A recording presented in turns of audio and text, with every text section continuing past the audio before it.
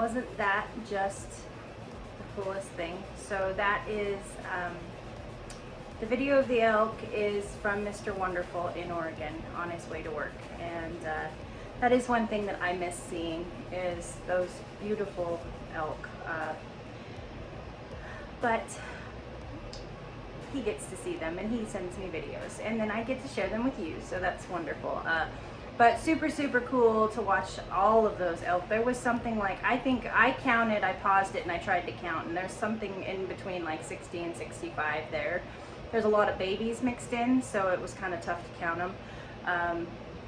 And then after they crossed the river and all the mommies calling to the babies, because of course when they cross the river they get kind of all mixed up, and then the mamas all call the babies back to their sides and they get paired back up, and it's just a beautiful thing that he gets to enjoy on a pretty regular basis. And I'm a little jealous, but it's okay. They also have been freezing at nighttime, so there's that. I'm thankful that I'm not there growing a garden, and I'm here growing a garden, so it's pretty cool to be able to share both worlds with you, the Pacific Northwest, and then of course North Central Arkansas here, the South. And we love both places, but of course Arkansas is our home now. And anywho, and also the spectacular sunrises this week.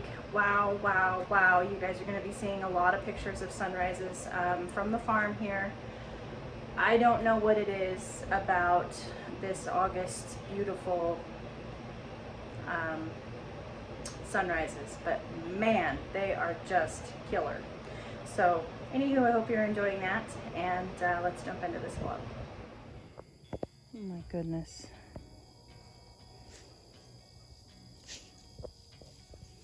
Look at that sunrise.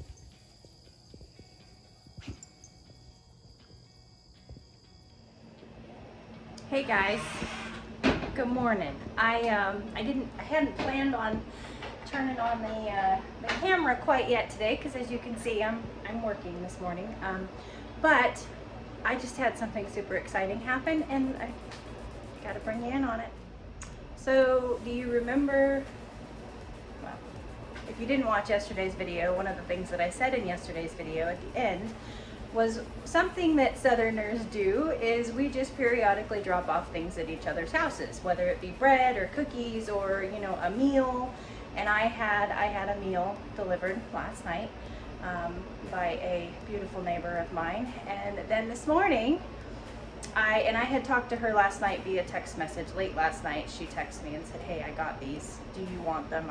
I'm tired of dealing with them."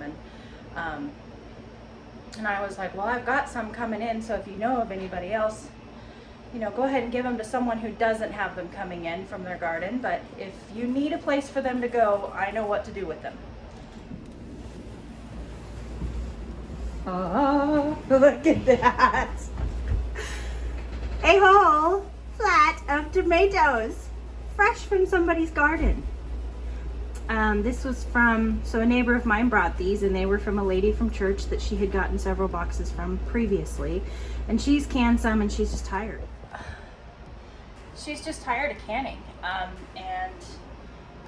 You know, she knew that I was a canner and knew that I would not let them go to waste. And so she texted me late last night and said, "Hey, do you have any use for them?" Well, considering we can put up 150 pounds of tomatoes a year, and still not cover all of our needs. That's the most that I've put up. I've put 150 pounds up for the last 2 years. And keep in mind, Mr. Wonderful can eat 75 pounds of salsa a year. Tested and true. So yes, I am growing tomatoes, and I do have them coming in. And as you guys saw the other day, I'm super excited. I do have some cored and scored in the freezer, but I have not grown 150 pounds. So we have tomatoes fresh from somebody else's garden.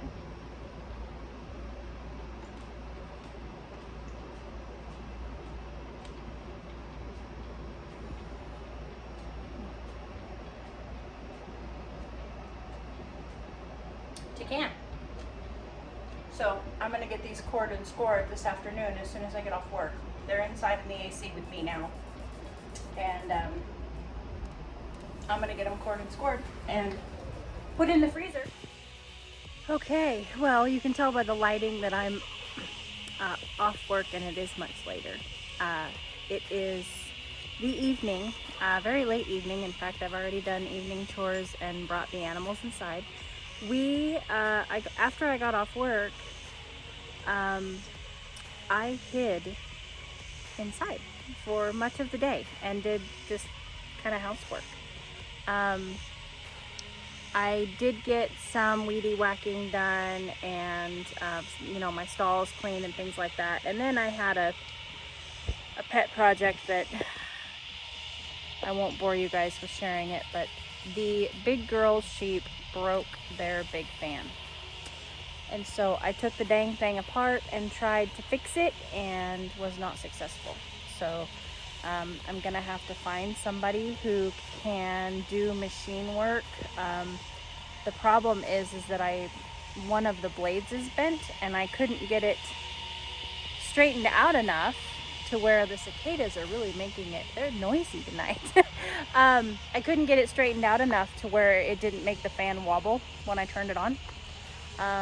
And so I'm gonna have to find someone to help me out with that. But I am out in the garden this evening, and I'm gonna flip you around and show you some things that are kind of exciting, and explain where I'm at.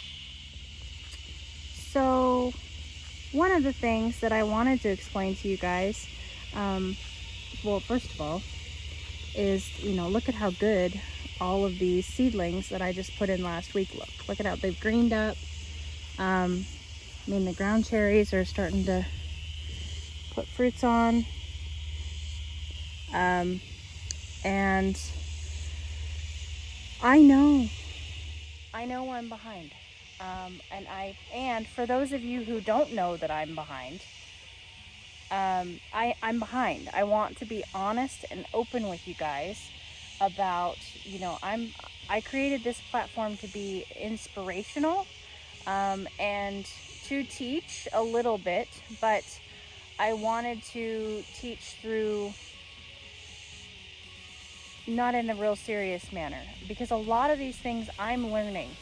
And this year I got behind in the garden. My peppers should have gone out months ago. But the cool thing is, I'm in Arkansas, zone 7B. I have 200 days of growing season. My first frost is potentially not going to be until the middle of November. So I have time to put these things out. Maybe I'm not going to get, some of these plants, maybe they're stunted because they sat in the seed trays for too long. And I haven't been, I haven't kept that from you by any means. You guys have seen it, and I've explained that. But I did want to just make sure, for those of you who are new, I wanted to make sure that you knew that these seedlings and things that I'm showing you, it is way late. Usually people put them in May, June. But one of my reasons why I wasn't so worried was because I do have a long growing season, and I kind of like the idea of maybe growing some of these things into the fall where I don't have the blight and the pest pressure and the things like that. So there is that. But I am headed out to the market garden. So Mr. Wonderful called and I ran out of time. But I wanted to show you guys these peppers. Look at these guys. These are the datils that I put in like last week, and they look amazing. That's a potato. And here is a serrano and the Tabasco and the, what is this? Oh, this is the Tripodira Werner. And then the cayenne. So I mean, I can't believe how big these little things have gotten already.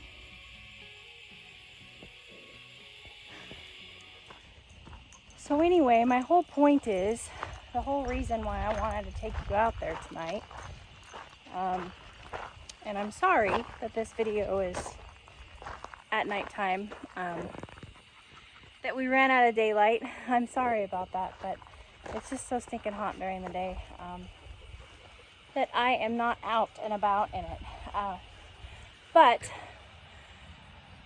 the whole reason why I wanted to show you that was just to show you, even when you feel like a lot of your gardens are, you know, they're pest ridden, they're burnt up, and I mean, some of you are just you know, getting into the big harvest time. I mean, we're all in different places. But for a lot of us, especially here in the South, you know, our gardens are burning up, the pests are winning, and, you know, people squeak in these little snippets, these little ideas of fall garden, and we're just like, oh God. But let me tell you that I, for one, am excited about the fall garden. I'm excited about my late summer garden. I'm excited about those peppers. I'm excited to watch them grow. I'm excited to take you guys along the journey of showing you, hey, I got behind on my seedlings. Hey, my seedlings sat in the trays for a long time. Who does that not happen to? It happens to all of us gardeners.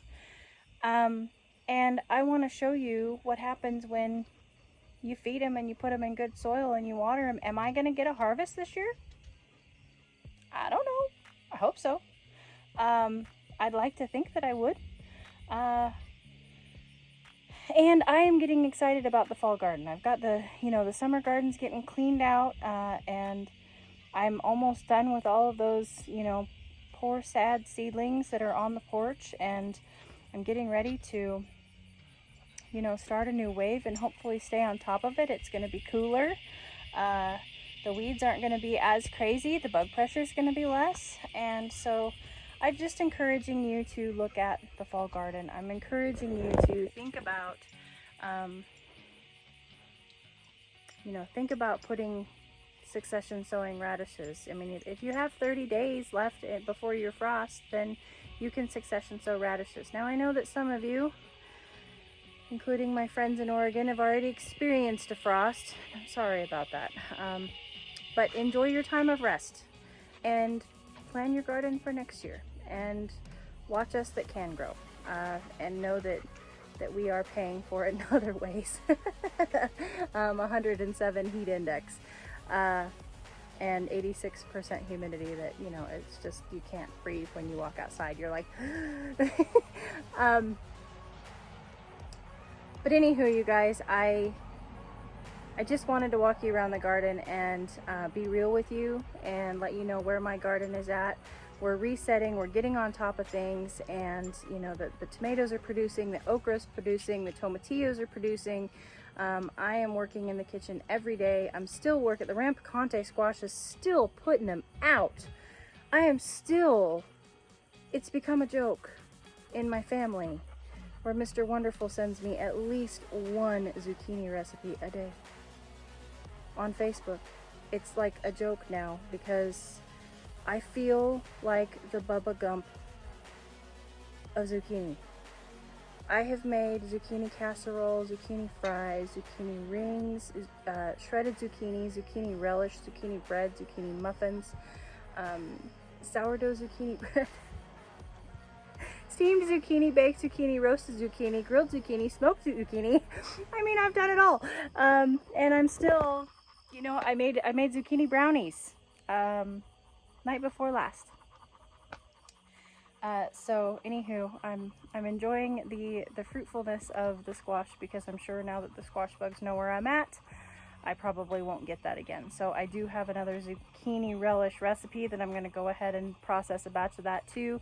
And I have put copious amounts of zucchini in my freezer, in case next year, you know, we don't have any. I've got some next summer. If we run out of zucchini relish, I've got zucchini in the freezer that I can pull out, can into zucchini relish.